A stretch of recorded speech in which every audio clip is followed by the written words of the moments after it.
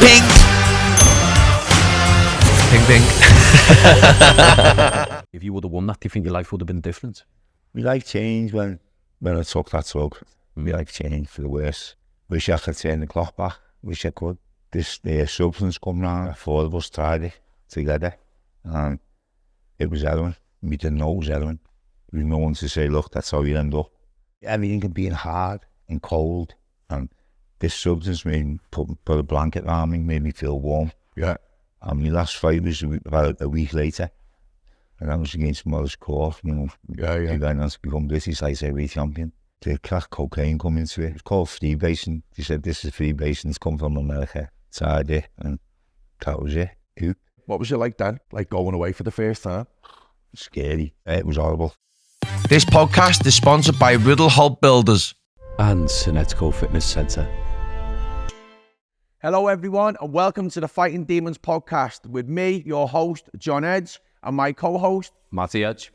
Today's special guest is a good friend of mine, Paul Harden. Welcome to the show, Paul. Nice one, John. How are you, mate? You okay? Yeah, not too bad. So, I wanted to bring you on the podcast because obviously I was on a previous podcast and I mentioned you because I'd seen you on there.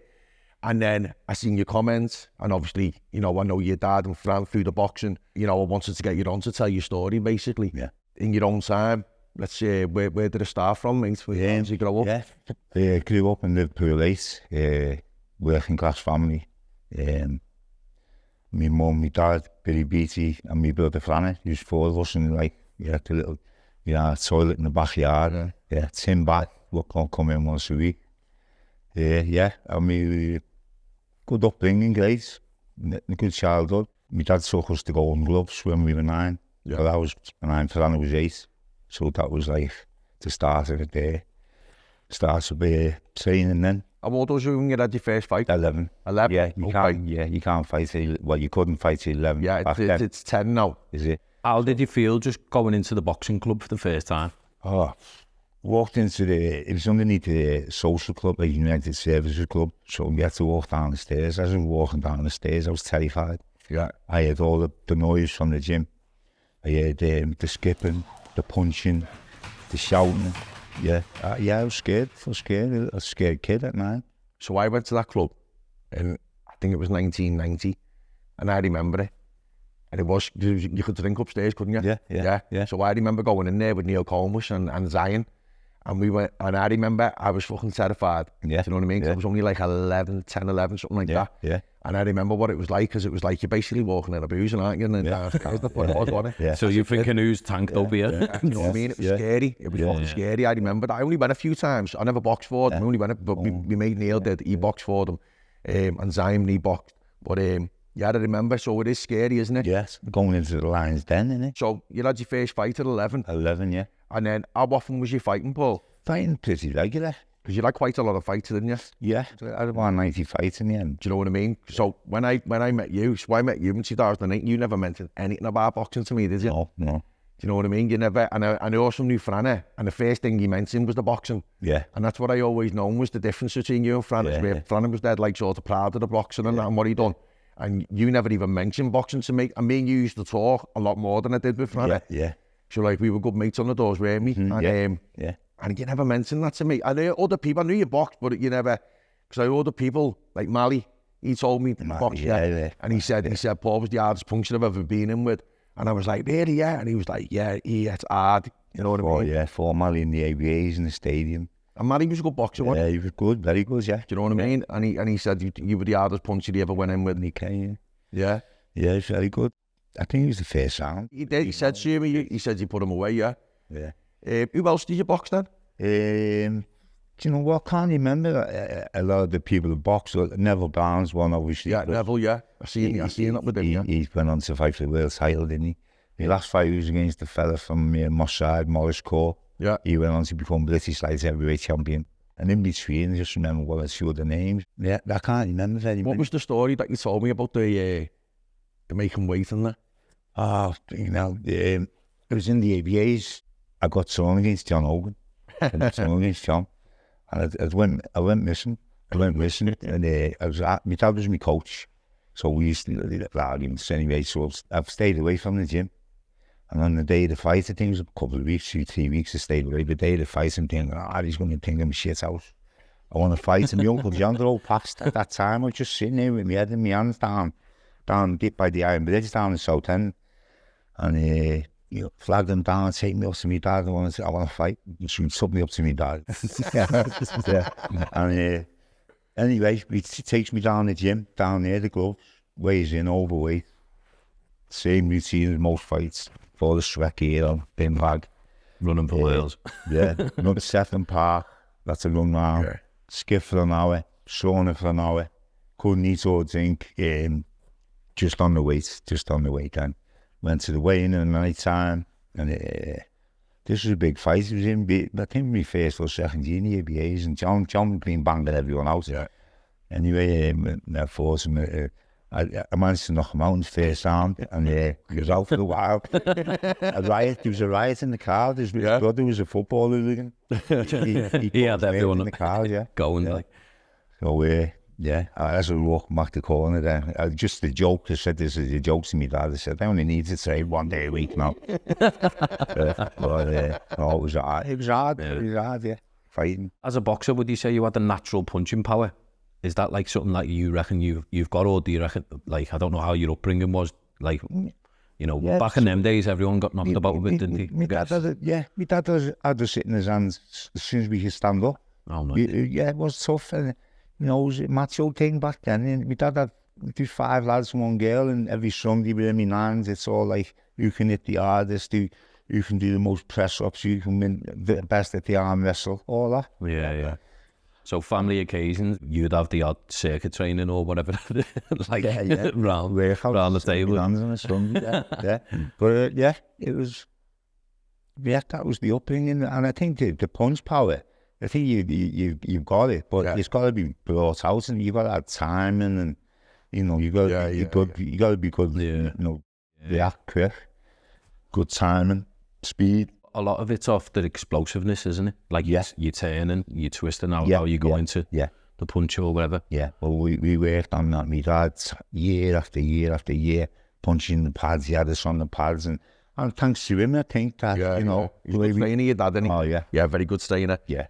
I know your dad through the boxing, and I'm Franny, because we've actually boxed against each other, with me with Airwood and then with their club and that in the championships and that. And that's where I mentioned, because I was on a course with your dad, and I went, you paused that? And he was like, yeah. And I said, how is he? I haven't seen him for years, like. And he was like, he's helping with the boxing and that. So I kept looking out for you to be at the shows and that. And when we were on the shows, I kept going, over to your dad, is he here? And he was like, oh no, he's not here, you know what I mean? And with your boxing, when was the last time you boxed? How old was you? I was going on 20, not going on 20.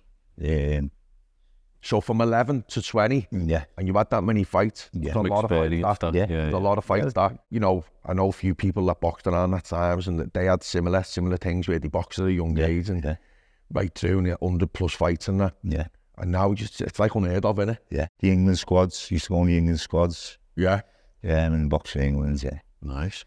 Yeah, that was after winning the ABA title. Yeah. So I was in young England then. How old was you then? When they won that title, 16, I think, 16. And then the senior, I was 16 because the seniors then was next year. I was 17. I got to the semis and the seniors.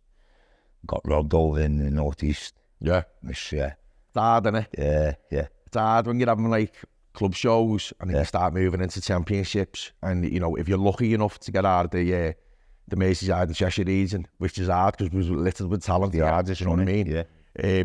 Especially back then as well. I remember myself, like, everyone saying if you got out of Liverpool, you'd had good chances of winning it. Yeah. Do you know what I mean? Because we had that much talent, didn't we, in the city? And it's just known as that, isn't it? The fighting city, isn't it? Yeah. It's still tough now. So as you're moving into your 20s, then where did it go sort of wrong for you with the boxing? 1985. This substance come round. You call it skag. Yeah. And we tried 4 of us tried it together, and it was heroin. We didn't know it was heroin. There was no one to say, look, that's how you end up. And I'd trained hard, everything being hard and cold, and this substance made me put a blanket around me, made me feel warm. Yeah. And my last fight was about a week later, And I was against Morris Court, you know. He went on to become British light heavyweight champion. I put him down 3 times in the first round. He got up. He put me down in the second. I think I just edged the third, but he got it. The decision because he was in Manchester. This was the Northwest the ABAs. Everything sort of changed then? Well, I went to prison in 1986. I got arrested for robbing a Griffith van. Yeah. This was all related to having to get money to buy the drugs, Would you say most of the criminal activity you done was for drugs? Yeah. Mostly, yeah. Yeah.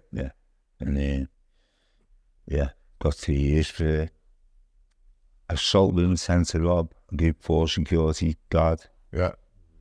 Coming out with a parcel of money.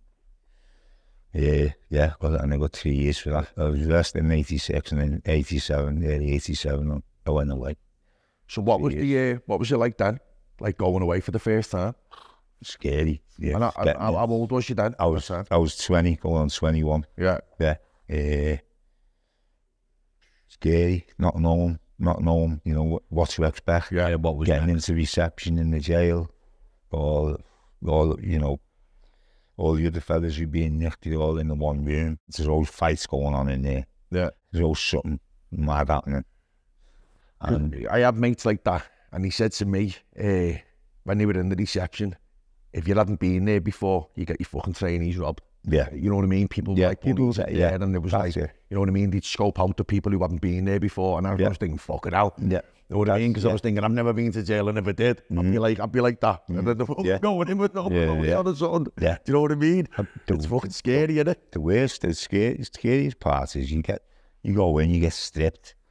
You know, to see you haven't got anything on you. Get a shower, then you get your pack, your bed pack. When you walk onto the ring, you go through the gate. It's like going to, like Mr. Ben, going through the door. Yeah, you probably feel like cattle. And it's another world. Yeah. You hear all these noises, you hear everyone shouting, keys, and the smell. Yeah. There's this distinct smell to it. It was horrible. It was scary. Yeah. So when you went away, was that Walton? Walton jail, yeah. And did you stay in there? Stayed there for a few months. I went on to Lancaster Castle. So what were the things that like sort of happened in jail for people that like me, myself, I've never been to jail and I hope I never fucking go. Yeah. What are the things that you could expect in jail? Like what happens? Yeah. Well, you can't show any weakness. You cannot show one bit of weakness because you've got 1,000 eyes staring at you. Someone who comes on the wing, you're in the spotlight. Yeah, everyone's looking for a weakness. Everyone's looking for something. Yeah. You got a parcel. What can he fight? It's a horrible way to live that, though. Yeah. You know what I mean? Not being able to let your guard down and just be yourself, or do you know? People getting boiled with boiling water with sugar in, and people getting slashed. Yeah, it's horrible. Yeah. And did things like that ever sort of happen to you, or? No, there was a bully in the castle. There was a bully in there, and he was bullying everyone. He didn't say nothing to me. But this day, I come back off an home leave, and he shouted something. They were playing basketball on the yard in Lancaster, and he shouted something across the yard. Must have thought him off and passed him back or something. So I said, yeah, come upstairs, come to mine. Yeah. Since the dorm, was in the dorm then. And as soon as he walked in, I just knocked him out. So I made me little mark there on him. Obviously, because when you're on here, one of the things was like not glorifying it, and I know you're not like that because but I've asked you because I wanted to let people know, because people are asking me, and I said, you know, Paul's coming on. They were like, oh, ask him about this or ask him about that, and I was like, okay, but it's just to show people what it is like in jail. You know what I mean? So that like, you know, some people like when I've seen other things and. They're not glorifying it, but to me they are. Yeah. Do you know what I mean? It's like, and that's something that I was never. To me, it's like it's not something to be like glorified, being like you know a certain cat or whatever in jail and stuff like that. No good. You know, it's not nice, is it? Do you know what I mean? And that's how I looked at it. That was like well just said, Ben. That was just how you had to live. You had to survive. It's a survival thing. Yeah, definitely. Survived it, like. So to beat the bully, you didn't then go on and bully people. Oh, you just probably had your status then. I hated bullies. I hated them. Yeah, if you know, I tried to stop it if I could. Yeah, you know what I mean. But I couldn't stand bullies. People who hung themselves and you know getting bullied to kill themselves. You know what I mean. self-harm, slashing themselves. Yeah, just get away from it. Fucking hell. Yeah, because it must be like torture. I know it must be torture being inside and having your freedom restricted, but then essentially if you've got bullying on top of that, it's just a whole new nightmare, isn't it? Yeah. Yeah, that's what I mean. Some of the things you would have heard, like, you know, must be horrible, lad, if, like, waking up knowing some cunt's gonna fucking try and, you know what I mean? Yeah, it's constantly on your head. You're worrying about the bully, yeah. That'd be horrible, that. Yeah. Be horrible, because, you know, it's not like you can fucking hide, is it? Do you know what I mean? That's it. You can't hide it. So it's like, not nice, is it? Yeah, like everyone needs structure in life, so sometimes prison can be good for people in terms of reforming structure or, you know, having a set routine, because sometimes people don't have it, do they? No. Yeah, it is routine in prison. You are getting regular meals. When I went in, because I didn't have to train and make the weight, I was like 12 stone, and then I was within months I was 50.5 stone. Eating regular, getting away from the chaos. You know what I mean? Yeah. When I knew you were big, Yeah. like 2008, you were big. That's why when I found out you were taking drugs, I was shocked, because like you didn't look like that way to me, because you were big, weren't you? Yeah. You know what I mean? Not like someone. Usually when you associate drugs with people, usually it tends to them to be small, don't you? Yeah. You weren't like that at all. I still at it. It's still sad, you know. Yeah. When I started on it, we didn't know where it'd take us. Yeah. You know what I mean? Yeah. Same in the crack cocaine coming to it. Yeah. We didn't. It was called freebasing. They said this is freebasing. It's come from America. Tried it, and that was it. Yeah. Yeah, so that was kind of your vice at the time, but then how did you learn to operate on that? To get money, we was out doing mad robberies. It was ridiculous. It was horrible having to do. 3 years sentence for that. Yeah. But then How long was you out for? I was out. that? I was only out months. Was you? Yeah. Then I got arrested and put remanded into custody in Risley Remand Centre. Yeah. That's where we went on the roof in Risley. On the roof. We're over conditioned. Yeah. Two men in a cell. Wasn't even 5 foot. Say 5 foot wide, something, the cell. So he's in a bunk bed and pot. Yes, two years had to use the chamber pot, first pot. The cockroaches, mice. Oh, that's fucking horrible, that, isn't it? Yeah, you couldn't Fucking imagine hell. that. We had a protest on the 1st of May 89. And we went up on the roof. Yeah, that was documented in all the cameras. Yeah, I remember it. Yeah. I remember it, yeah. So that was... I remember seeing it on the news. Things started changing after that. Yeah. Who was you away with at that time then? No one, anyone knew. Just Yeah. anyone knew. No one of any status. But have you been away with people of status or like random names? There was IRA men to be 2 of the Birmingham Six. They got released when I was down in my first Cat A jail I went to. 2 of the Birmingham Six won their appeal. I'd been in 17 years for something he didn't do. 2 of them were on our wing. The Black Panther, Dennis Nielsen, Charlie Bronson. Yeah. What was he like, that Charlie Bronson? Funny man. What is he? Yeah. Beans for breakfast. He goes banging on the door. I want beans, human beans.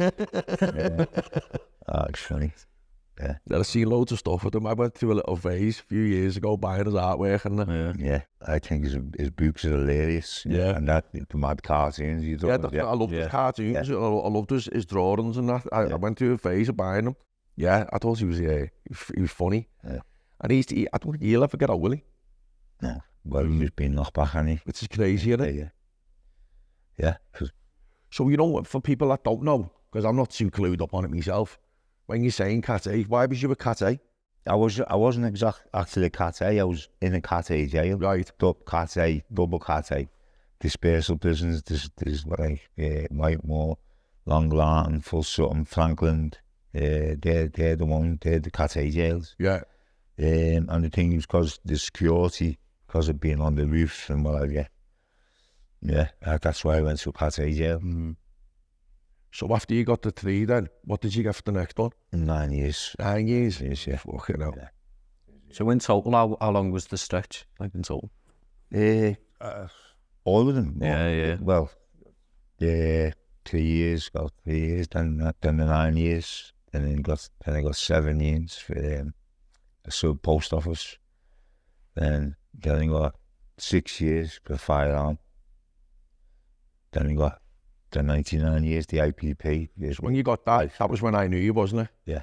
So, because we were working in 2008, weren't we? Yeah, I got in 2008, I went away. Yeah. You working on the doors? No. I was working with John Lynch, and then he put me on Society. Yeah. Did Paul work on Society? Paul come over, but Paul was working with John first. Yeah. And then he just started coming over on the doors, but he didn't even get off the car. He was when I turned up, and then he come over and stand with me. Yeah. And it was funny because one of them, I won't mention his name, but one of them had a bit of a run-in with some fella who worked for John. And he apologised for it, but I just had a little thing in my head thinking he's a fucking gobshite, you know what I mean? Yeah. And when he come up, because I knew Paul was like he was like in their fold. I was just like a bit of a fucking Dorman soldier, you know what I mean, on the front line. It's really, he was like more up type of thing.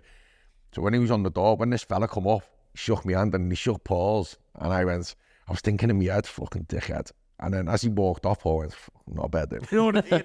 And I thought, this like, he was, you know what I mean? You know what I'm talking about, don't you? Yeah. And so we just got on, and then I remember it went off, mate. And like, usually when it went off like that, I'd be one of the first ones to get stuck in, because we were like the younger ones. Yeah. So that's what we were there for. And Paul just went, get behind me, lad. And he just fucking ironed everyone out, mate. And I've never seen nothing like it, because he didn't even want me to help. You know what I mean? He just fucking done the business, like. And I was like, fucking hell. And not only did he do that, it was the way he like looked after you. Yeah. Do you know what I mean? And I never fucking forgot it, mate. Do you know what I mean? So that's when I heard about you not being a bully. I know you're not like that, because I fucking witnessed it first. Do you know what I mean? Do you know what I mean? I really don't like fighting. So with the IPP then, what does that stand for? What was that? Indeterminate for public protection. It means this fella's got tariffs for 3 years and still in nearly 20 years later. It's scary, isn't it? So you can keep it forever. Yeah. You can keep it forever. Didn't even know that. It's just a horrible thing, though, isn't it? Yeah. To get something like, and they say, you know, your tariffs 8 years, but your IPP for 99. I mean, who the fuck lives for 99 years? That's fucking horrible, that, isn't it? Yeah. Just to think, like, you're not going to, like... Putting me out on the pillow every night. It's horrible, that, isn't it? If I was going to go home ever. Yeah. You know, just the sometimes you could end up just losing the fucking block. So you just think, Yeah. You know That's probably what some people do, isn't it? Yeah. I could imagine it like, my biggest fear about jail would be that, like, you know, someone wound me up to a point where, like, because I don't like getting told what to do, and then I thought I'd end up just digging a fucking grave for myself here, like that Charlie Bronson never killed someone, he's never getting out. Yeah. I thought I'd end up being like that, not that I'm no fucking arcade, but I know what I'm like, where like I won't obey stuff, and then they're trying to break it, and I won't let them fucking break it, and I thought I'll end up fucking not getting out here for something fucking daft. Yeah. Know what I mean? Yeah. I think though, once you go in, John, you realise that you've got it. You got to calm down. You've got to toe the line. And, you know, you just follow it, don't you? It'll be fucking horrible, that lot. Yeah. Do you know what I mean? And then the things what you're saying there about people fucking, you know, doing themselves in, it must be fucking horrible. Yeah, it is, yeah. Know what I mean? Like seeing something like that, though. Seeing people hanging, it's not nice. You know, do you know what I mean? Like, to deal with that, you know, if you see something like that out here, you'd be getting fucking counselling, and, you know, you'd be fucking signed off work and fucking whatever. And, or in jail, mate. You just go out, get your head down, lad. You know what I mean? It'd be fucking horrible, lads. Must be fucking new. Yeah. Fucking hell. Yeah. It'd be fucking horrible, that, mate. It is. To try and, like, sort of strong with it, innit? Yeah. Should be fucking strong with that. Yeah. That's like PTSD, isn't it? So, like, in terms of that. I've been diagnosed with PTSD, yeah. So, how do you kind of cope with that now? A day at a time, lads. They offered me counselling, but I went to the first couple of sessions, and then it wasn't for me. Just nightmares here and there, you know, flashbacks from things that happened, bad things I've seen and maybe done. Yeah. See, that was a big thing for me, and I struggled for a long, long time, was things that I'd done when I was on drugs, the guilt. Spoke to this counsellor, And I said to him, look, my head's fucking frazzled here, mate, because the more I'm not using, the more these fucking thoughts are coming into my head, and I fucking guilt and feeling like I was fucking horrible. Yeah. And then he just said to me, look, John, you've got to fucking forgive yourself. He said, because that's you on drugs. It's not you. It's like two different people. Yeah. He said, he said, you know, he was on the gear himself, and he was robbing his family and his friends, and you know, he said I was horrible. He said, but that wasn't me. That's me on drugs. Yeah. You know what I mean? And I started trying to think to myself, and every time I get them thoughts, I just remember, yeah, it's you on drugs, lad. It's not you as a person. You know, and that sort of helps a little bit. You know what I mean? Yeah. And never ever stole off me from never even asked him. I stayed away. And things I was it was a shame because you probably wanted to protect them as well. And even though you had bad habits at the time, and obviously in addiction, you know, you've still, you know, put your family, you know, in the back of your mind. Consciously, haven't you? Yeah. It's so I stayed away from them. I was embarrassed. It was a shame. Yeah. I think there's certain things as well, isn't there, with like, because it kind of can take you down a dark road, can't it? Yeah. In terms of jails as well, and then being in that small room, do you find like when you go like in small spaces, like say like you're in a public toilet or somewhere, or even the toilet in your house, do you kind of have like memories or flashbacks or anything there? When you can find...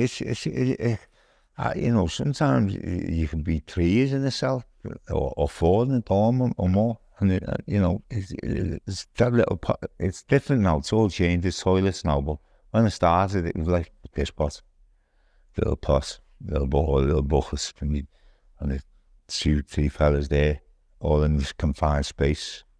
Yeah, it's horrible. Honestly, yeah. Fuck that, lad. Yeah.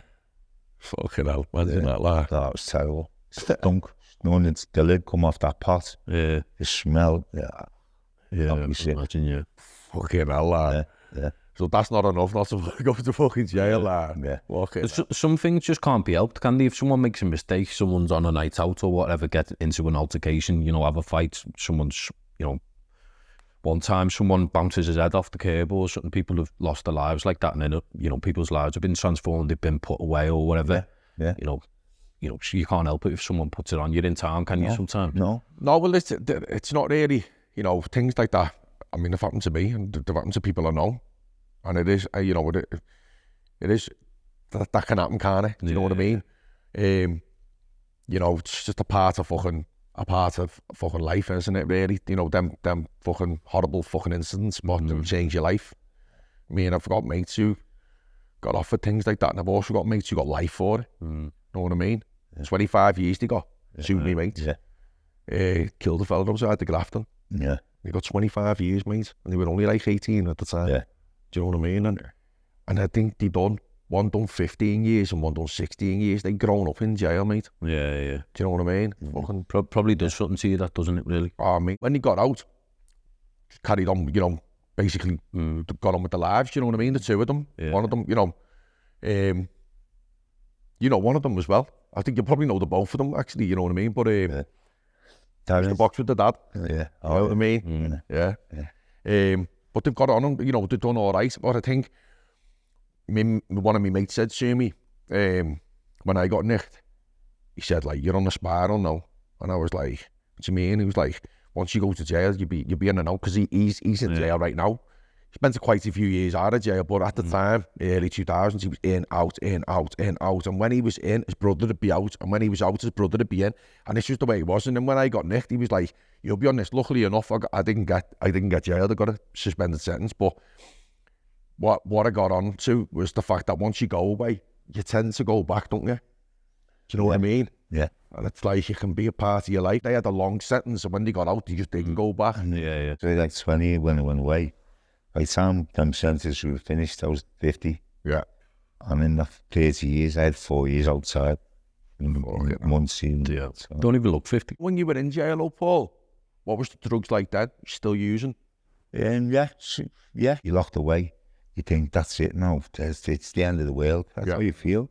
Like the world's finished. You're away from the world. And if you've had a problem before you went in, and you can get hold of that same drug, you know, you're gonna. Most people who are on them drugs, they carried on using them. Yeah. So what was the score with drugs inside? How would you get them? How would you pay for them? How would you? Yeah, well, there was a lot of parcels getting thrown over, thrown out the wall. Parcels getting thrown out the wall. People getting them on visits. Yeah. People getting drugs on visits. Now and again, on the Scousers. And how would you pay for them?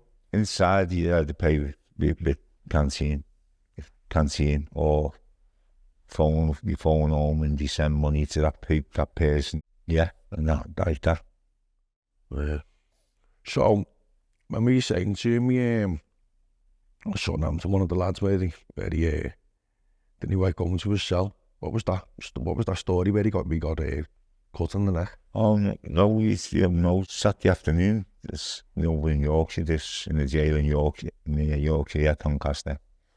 The lads, this 22-year-old lads from Nottingham. I used to talk, nice lads. I used to talk to him in the phone queue. It's association, so we're out for an hour or two. He's gone into his cell just by the pool table. Two lads have gone in after him. We've heard the commotion, and he's come out all the neck. He let go and just started straighting out, and he's at the floor. And he went all over there, all that gold in there.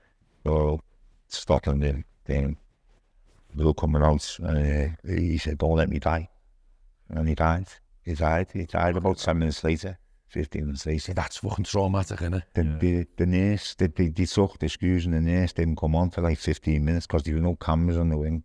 So they were scared to come on because they seen the blood. She broke down, ran away crying. Yeah, she broke down. She's a lovely woman as well. Yeah. See, that's fucking horrible, isn't it? Yeah. Do you know what I mean? Like, that'd be fucking horrible, that. Yeah. Do you know what I mean? Like, the thought and what you've got to deal with after that. That was the second murder. It's what happened while I've been away as well.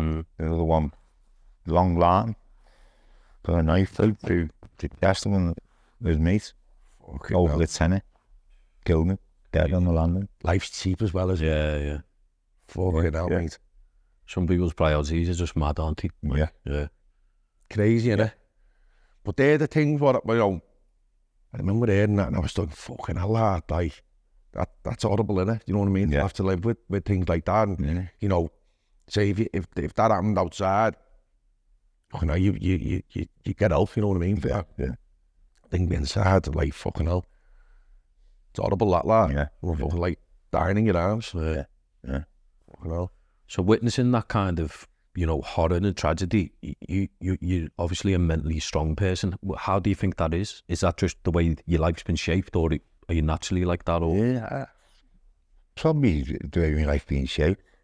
You know, and growing up, it was tough. We had to fight. We were taught to fight when we could stand up. Yeah. You know, I had to fight for me, and he was a year younger than me, big brother. My dad always says, anyone says anything or does anything to him, you gotta hit them. That was what we were taught to hit. You know, not for nothing. Yeah. You know, my dad was, he was never a bully, he was a big, strong man. Yeah, imagine you come up all be like, I'm fucking run. That's what I realize. I knew you in 2008 and then you've gone to jail because I seen you after that because you got off the doors and then I seen you in the detail. Yeah. You said, I'm getting off, and then I just heard you're in jail. Yeah. And then, when did you get out of jail? I've been home on the 19th of May, coming now. I've been home 8 years. I come out in 2016. Right, okay, 2016. So before you come home, I remember you said something to me about birds. Did you have a pigeon or something, or in your cell? What was that? Oh, yeah. They used to let me out to feed the pigeons in the jail I was in. Yeah. For the last 4 years, the last 8 years, and said they used to let me out in the afternoon. They called me the bird man. So, like, I used to feed the pigeons there. But any racing pigeons, well, they'd come in tired, and he did like on a weekly basis. I'd grab them, go in, phone a number, and the owners would come pick them up at the jail. Or they'd say, will you feed it uncooked rice till Friday, and then I'd go at 2 o'clock. Yeah, it's mad. I'd like a nest box in myself. She used to knock on the door and say, can we have your little pigeons, Paul? No way. When I got released, I got me parole. My dad picked me up. I come out the gates with one hand with all my photos and letters. and just around the little box with the racing pigeon in, dropping it off to its owner and press switch on the way home. So, yeah. Yeah. So you dropped the pigeon back off to Dropped it off to the man, yeah. You know, discovering that passion, pigeon racing. That's been all my life, man. Yeah. That was our days out when we were kids. Every Sunday, my dad would buy a pound of corn, take us to Pierhead, and then he with rings on, he grabbed them. Yeah. So, I've been around, yeah. Yeah, for a lot of your youth, yeah. That's nice though, having that you know, thing to turn to while you were inside. That probably helped it out a lot, didn't it? Yeah, not enough, yeah. It did, yeah. It was great. Yeah. And then in terms of prison, now being out, in terms of like reforming yourself or getting back in society and stuff like that, I guess that's been some sort of journey. Is there anything that you think missing in terms of transitioning people back into society? See, I went into a treatment program. I got paroled to an NA program. That helped. I was there for 6 months before I was actually out on my own. You know what I mean? Yeah. Maybe putting the structure in yourself, like possibly, you know, like a better structure. Because obviously when you're in jail, you have a lot of time to think, don't you? So you want to kind of like devise a good structure for maybe, you know, if you do get out, some people who are on a long stretch, they maybe can't even see you getting out. But obviously, you know, luckily you got out and you've obviously applied a certain structure in your everyday life to, you know, give you, you know, good feelings and, you know, have some sort of happiness, you know, your passions with pigeons and stuff like that. Yeah, well, I raced the pigeons now for the last couple of years. I've raced them. That's been my dream all my life. Yeah. As I say, all my adult life was spent in jail, in and out, mostly in. If that boxing match where you got robbed, essentially, or, you know, it went the other way because you were, you know, fighting away in that Northwest, maybe a final, if you would have won that, do you think your life would have been different? Yeah. My life changed when I took that drug. Once I took that drug, my life changed. My life changed for the worse. Wish I could turn the clock back. Wish I could. Yeah. You know what I mean? I don't know what would have happened. Don't know. That's the beauty of it though, Paul. It's like when you look back in hindsight, you can say that, but because the life you've lived, by telling and sharing your story, someone watching this might help them not go down that road where they're thinking of taking a drug. Or there's loads of these new drugs coming out now. Yeah. I don't even know half the fucking names. But, you know, someone could look at your story and go, you know what, I'm just going to stick with me boxing. Stay away. Anyone offers you any substances, bang. No. That's the devil. That's the devil. That was the thing about, you know, wanting to get you on and share your story, because we know that, like, you know, you've lived a fucking traumatic, violent life inside and outside of prison. And, like, if you could, like, stop one person going down that road, then it's worth it, isn't it? It is, yeah. It is. You know what I mean? Yes. Hence why you if someone offers you drugs, they're not your friend, they're your enemy. Yeah. They want you to take some poison. It's poison. Yeah. You're poisoning yourself. And, you know, and your life, look at my life, from doing all right in my boxing career to, like, bang, locked away all my life. Yeah. For don't try and get money to get that substance. Yeah. Yeah, it's horrible. Yeah, it's a horrible cycle. Horrible. But say, like, when you were on the drugs or having it for the first time, you said it was like a comfort blanket. Yeah. And you done it with them 4 lads. Yeah. So was it like one of them gripped it and got hold of it and was like, yeah, boys, we've got this, blah, blah, blah. How did it work? Yeah, we were 4 mates. And we did this new thing, but it wasn't, as I say, what we've called something different. You know, we tried it, and it wasn't like one person said it. We were all thinking about it. Yeah. You know what I mean? It's quite similar though. I was the same. You know, when we started taking weed and started taking trips, it wasn't like one person. It was like collectively as a small group, we'd all wanted to start dabbling, and then I just fucking carried on and they didn't. Yeah. You know what I mean? Yeah. You probably explore with like-minded people, isn't it? Or people who are curious to say, oh, you know, let's give this a go. Working class thing though, isn't it? Different, you know what I mean? I think like when because everyone just wants a little exchange. Like an escape. Basically, I'd say escape, because I think when people ask about my drugs, I'd say it's an escape. I don't say it was an addiction, I say it was more of an escape. You know what I mean? Yeah. That was what it was, but unfortunately, that drug, you couldn't escape from it. Yeah. The only escape. That's Got a hold of you. Yeah. Yeah. because I remember speaking to you about it, because I said when I was on drugs, I'm more like a recluse. I didn't, there was no sort of, my violence was when I was sober. I'd say after because I was like narky and stuff, that was like, but when I was on it, it weren't like that at all. But then cracking that is just totally different. Yeah. Just a total different thing. It's horrible. Yeah, it is horrible. Lazy. The buzz meant to be like so intense. Yeah. So my mate's brother, he started it when he was 14, and he's just been in and out of jail all his life, and still now. Yeah. It's just like, and that was through crack. Sad, yeah. It's horrific. That's what it is. That's Like very institutionalized he was. Yeah. You get these short little sentences, but just always away. It's just like, that was his life inside. Like as soon as you come out at the nearest crack house, bang, back away again. Yeah. It's like, it's not nice, is it? Yeah. And then he had kids as well. He was never there for them because he's always in and out of jail. Always on that cycle. Yeah.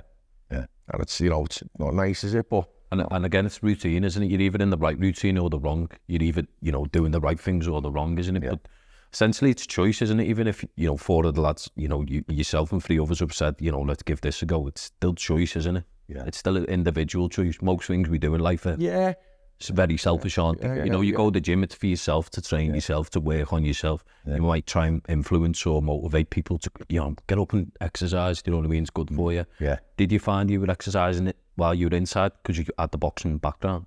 Yeah, I went to the gym inside. All the time. Yeah. So you were kind of still using that as an escape essentially while you were inside? Yeah, well, yeah. They used to have punch bags up in the jails. They took them all you must have trained outside though, because when I knew you were big then, weren't you? Yeah. Like you were in shape, you were strong, weren't you? Yeah, I still got to the gym. Yeah, but that went less and less. Yeah. Got nearer and nearer to something. Because when you went away, I I didn't know you were actually taking drugs at that time, because you didn't look like it. No. I ate it well. Yeah. That's what I mean, because I did, when he was saying, what drugs you, I was like, really? I was like, I was just shocked at. Because you just didn't look like it. Yeah. So do you think you hid it because your body created like a tolerance to it? Yeah, probably. Yeah. Because I know people have had on that ket and all that, isn't it? People are operating on all that now. It's it's right. People were having it last night. I was at a show last night and people were at the bar having it, and I didn't even know because I don't know what it is. People I was with, younger people were saying he's on this, he's on that. And I was like, he just had it at the bar. Fucking sell. Because you can sell it off like crystals around, or something, but I don't know. I don't know about that's what I mean. It's all new to me because I'm the same. I don't fucking know, but popular one that. Yeah, I guess it goes like in generational cycles, doesn't it? So like I think you were talking about a period where it was like, all pills and all that, all the rave scene and all that, and then obviously yourself, but with the hard stuff that came in, and you didn't even know what it was at the time. Yeah, the 70s and 80s for me was just more like heroin and then crack, and at my age it was all like tablets and that, and then Charlie. Yeah. But then the crack come back in again because people started going to the raves and they started fucking pulling shooters out and all that, because you were on the crack, you know what I mean? You could smell that smell. And then he started pulling fucking, you know what I mean? It just went violent then. Everyone was loving each other on the tablets. When he went on that fucking crack, it just went violent. That's what I mean, because the drugs we were on, you weren't really like violent. You know what I mean? I mean, some people were. I was like that on a bevy. No, I wasn't violent on a bevy.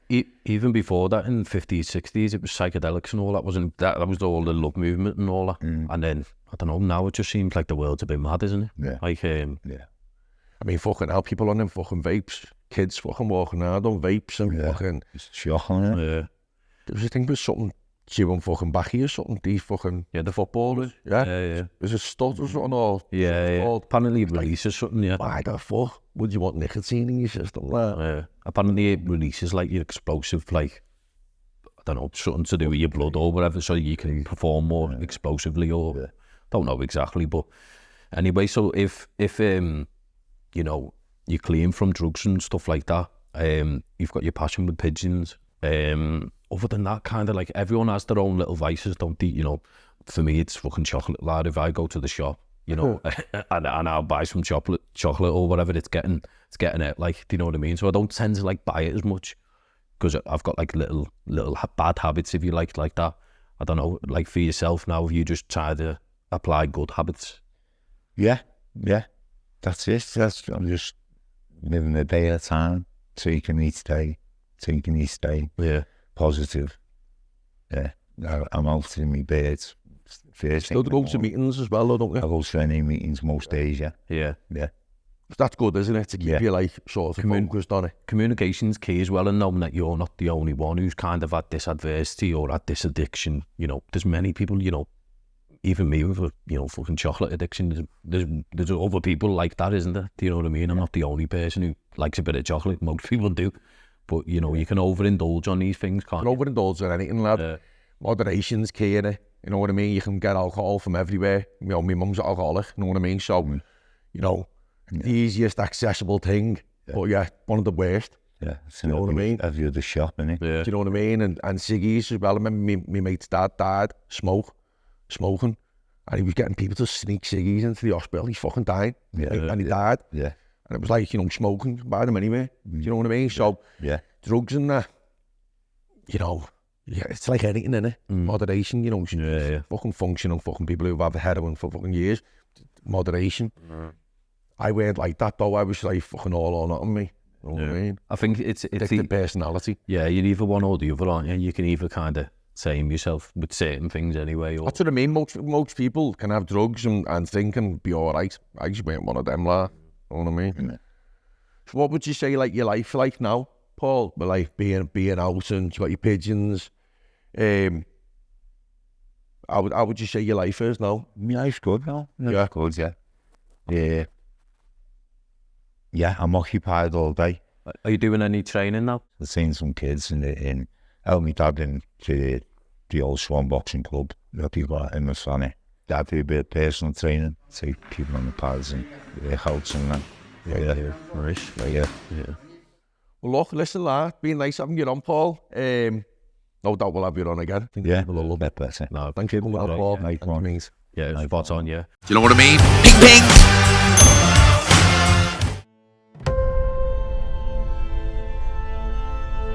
I want to inspire people to train so they can see the power of exercise and what it can do for the brain. Do you want to change your lifestyle, your outlook on life, physique, and have a laugh while doing so? I don't take myself too seriously and I like to create a fun atmosphere in the gym.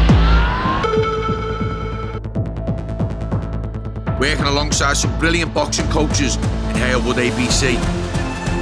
It's about bringing the community together. In Cinetico Fitness Centre, there's boxing-based fitness classes and boss PTs. We have a female-only boxing boogie with the DJ too.